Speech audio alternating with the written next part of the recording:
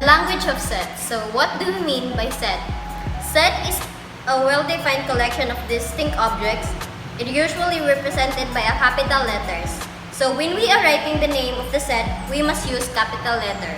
So magamit ang capital letters in naming a set. The objects of a set are separated by commas.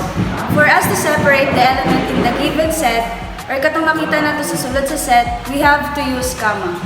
The object that belong in a set are the elements or members of the set. So, ang tawag atong nakita nato sa sulod sa set members or elements.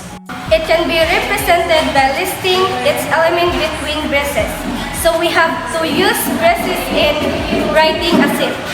A set is said to be well defined if the elements in a set are especially listed.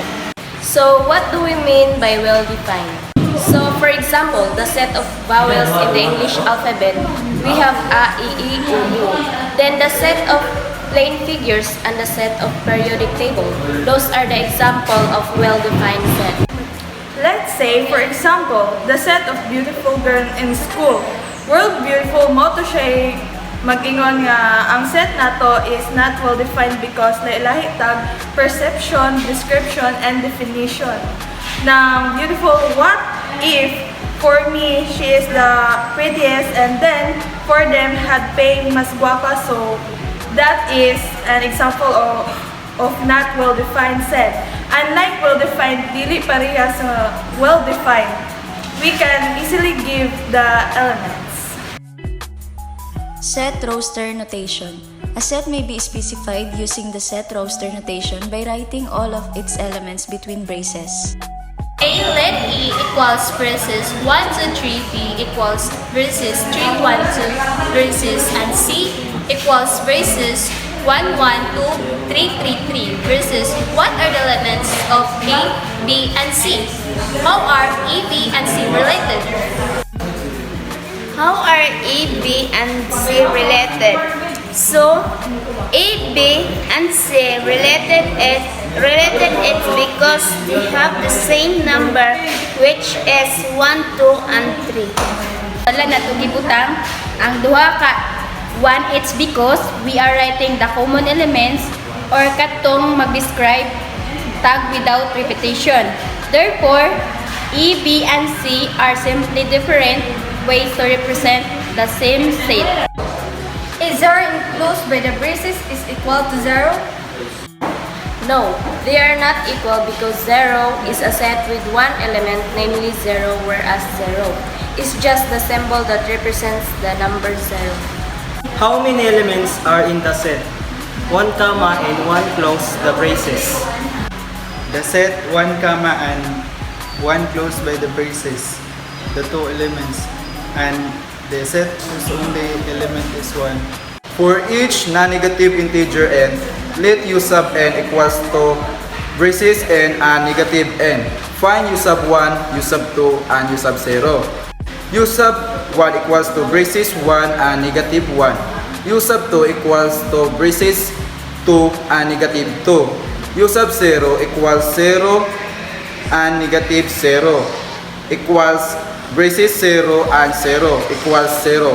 So, we have to substitute the values to the n. So, u sub 1 that will become brace 1 and negative 1, u sub 2 is equal to brace 2, negative 2, u sub 0 is equal to brace 0, negative 0.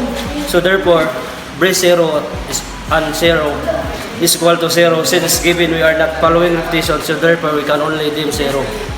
The set builder notation. Let S denote a set and let P of X be property that the elements of S may or not may satisfy.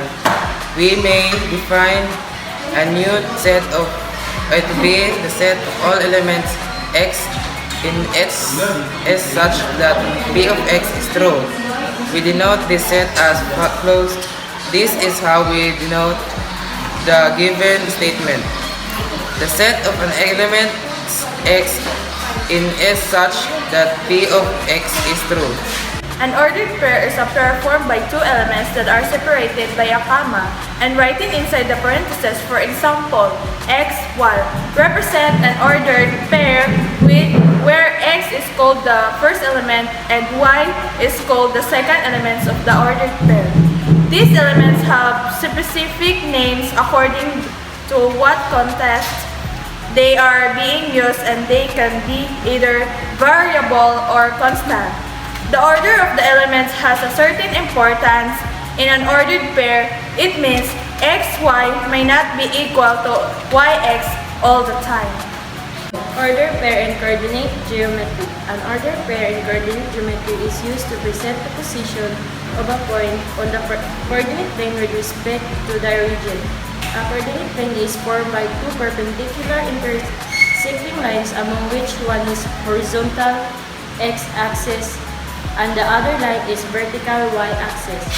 The intersecting point of the both axes is the origin.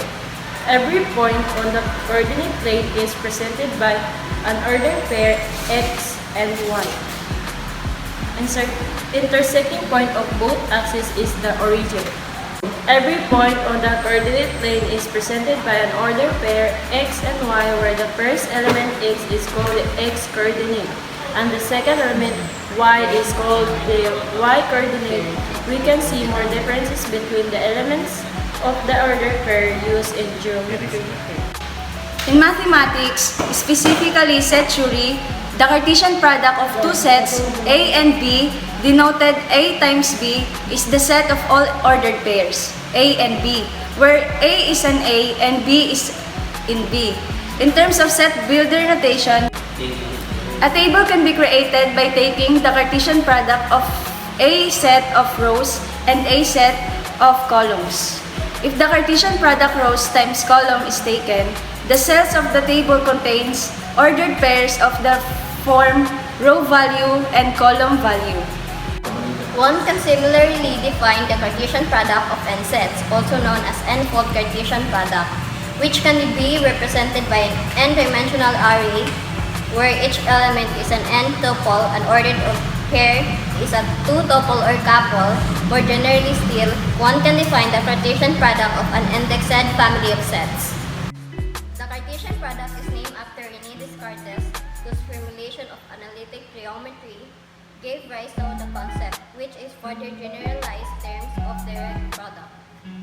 The main historical example is the Cartesian plane in analytic geometry in order to represent geometrical shapes in a numerical way and extract numerical information from shapes, numerical representations. René Descartes assigned to each point in the plane of pair of real numbers called its coordinates. Usually, such a pair's first and second components are called its x and y coordinates, respectively. The set of all such pair is thus assigned to the set of all points in the plane.